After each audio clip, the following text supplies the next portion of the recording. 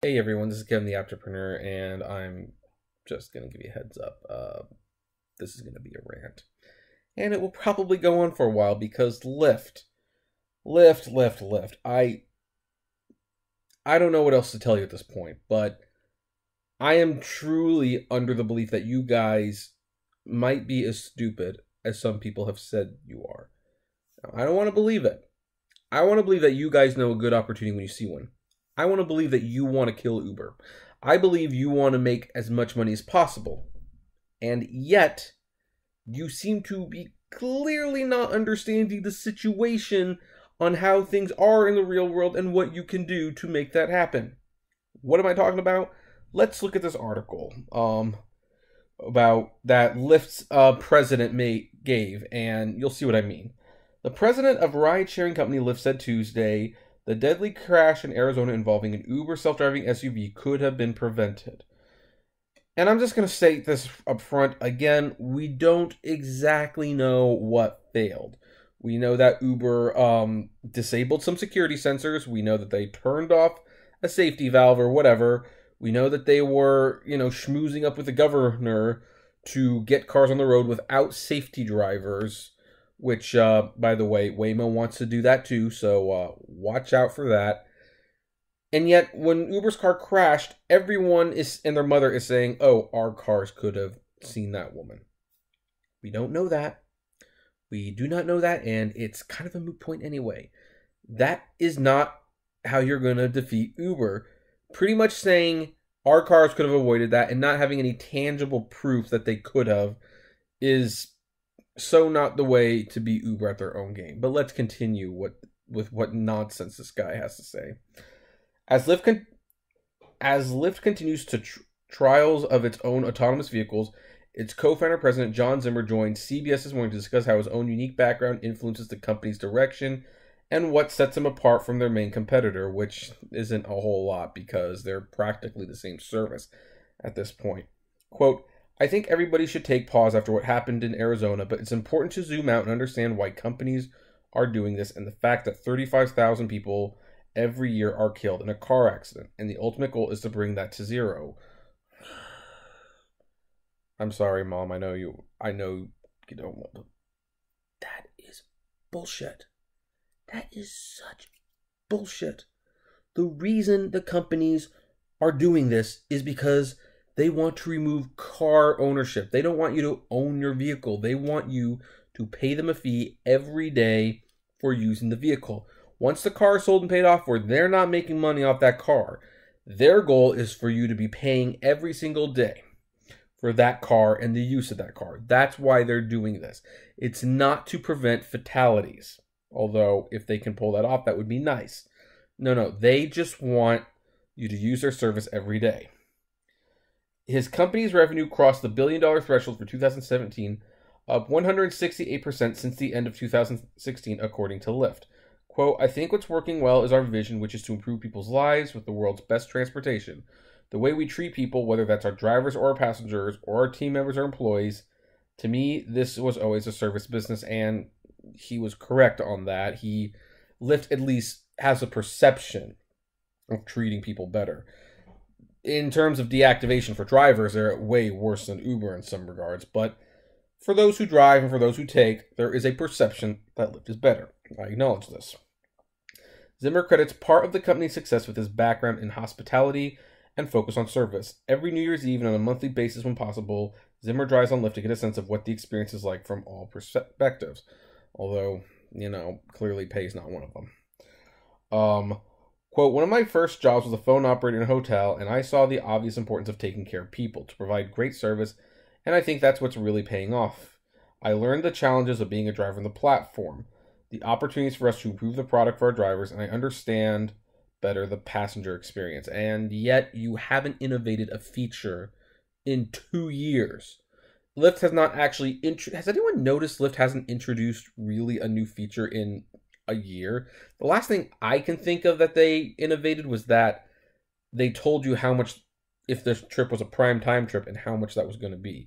That's it. Things like, oh, we're going to tell you where the destination is before you accept it, didn't pan out, even though that would have been very useful to know. Despite revenue hitting $1 billion in 2007, Lyft still isn't profitable. And whose fault is that?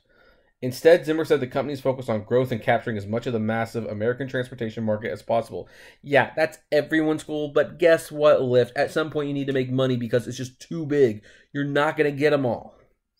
The opportunity here is that Americans spend $2 trillion every year on car ownership. We spend more money on cars than we do on food. It won't make financial sense. You spend $9,000 every year owning and operating a vehicle when you look at the costs and you use the car just 4% of the time on average. That does not make sense. We can give you the equivalent of a $5,000 tax credit back to every household if we improve that efficiency, except when you pay off the car, that number goes down drastically. Drastically. So if you never own that car and you're always paying Lyft, you pay way more in the long run. That's not what he wants you to know. Changing the way cities operate is part of the reason Zimmer believes Lyft is superior to its biggest competition. Quote, Lyft is better than Uber because we care about improving our cities, we care about improving people's lives, and we care about the people that are behind the business. And that's it. That's it.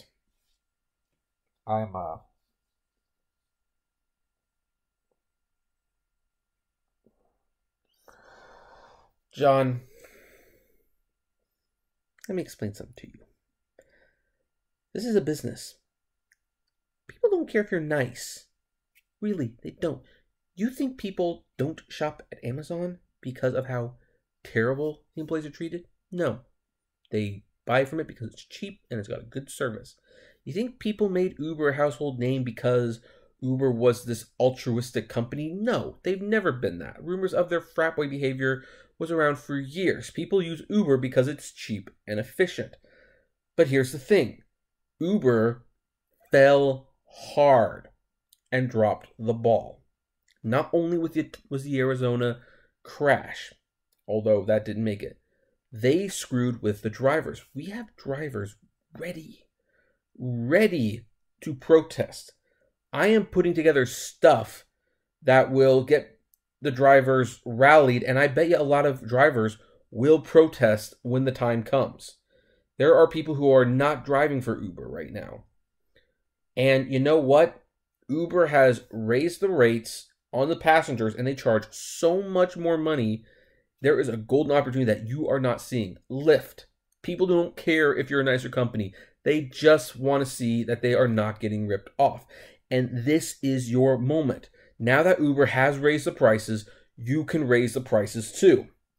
Not only that, you can take 5% less of commission to show the drivers that they are going to make more. On top of which, change your upfront pricing thing. In fact, you could do what Uber does. You could, put a upfront price charge that calculates the long miles. But here's the difference. If we don't drive the miles, you give that money back to the passengers. That way, passengers see something in you that they don't in Lyft. They see that in you, they're usually quoted $35. Most of the time, they're paying $28. And they realize Lyft is consistently cheaper. And the drivers are friendlier. And the drivers seem happier. And the drivers are happier because they're getting paid more money. And you announce it. You show. And I have tons of screenshots. I can give you them if you want. That Uber charges so much money in miles that the passenger never takes. And that they're ripping people off. And that they're disrespecting their drivers. You can easily get both markets if you just tried, but you don't want to try. You want to just be the nice person. So once in a while you stick your head up and it's like, oh hey, we're the nice people. We have values. We want to get deaths down to 0.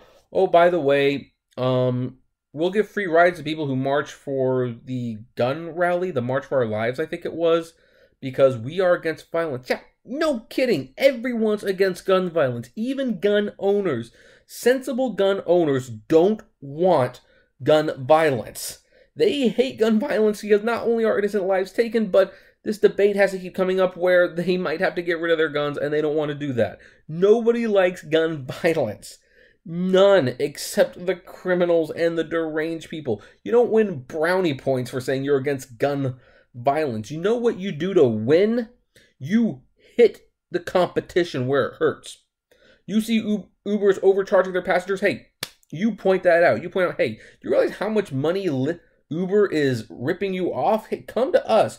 We will quote you this price, but you know, most of the time, we won't even charge that. If you don't drive those miles, we don't charge them. Boom. You get the passengers loyal to Lyft and not to Uber. Then you send an email to the Lyft drivers. Hey, you know what? We're going to take 5% less of the commission. 5%. You know what? You have all the drivers in the world now because that 5% means the world for some of these drivers. And now that Uber is raising the prices, you can raise the prices too. Although I have been told by someone that I was talking to that could be actually a really dangerous game because while the government doesn't care, the thing is, Uber and Lyft has like price fixing written all over them. Uber lowers the price, Lyft lowers the price. But nobody cares as long as it's going down. But if Uber raises the price and then Lyft does, all of a sudden they could be accused of price fixing, which nobody wants. So I understand there is a little bit of a danger to that. But the thing is, you can still show that Uber rides are consistently more expensive because they charge for miles and time that are never driven. Never driven. Lyft, if you did this one thing and pointed it out, that would make the world a difference. That is what would get the passengers and the drivers to go to you. But you won't do it. Why? Heck if I know. This is a business, right? You do want to kill Uber, right? You want to be the ones. Heck, if Uber were gone, who do all these companies turn to when they have autonomous vehicles and they need a ride-sharing service? They go to Lyft. That's where they go. And yet, you won't do it.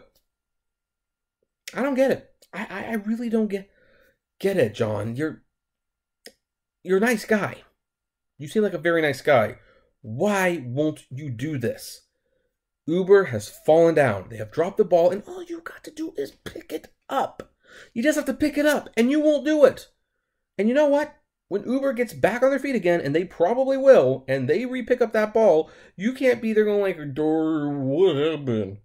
What happened? I mean, we were supposed to win the game. The ball was on the ground. It's like, no, the ball's on the ground. You got to pick it up, though, and you got to win. Why won't you do it? Why? I don't know. I don't know. Anyway, that's all I'm going to say about this. Because that's all there is to say. Lyft, grow up. Like one of the songs from the Book of Mormon said, it's time to man up and grow a pair. For everyone else, comment below, like, favorite, share, subscribe. If you enjoy these videos, consider becoming a Patreon member for $1 a month. And as always, play responsibly, and I'll see you on the Daily Rideshare.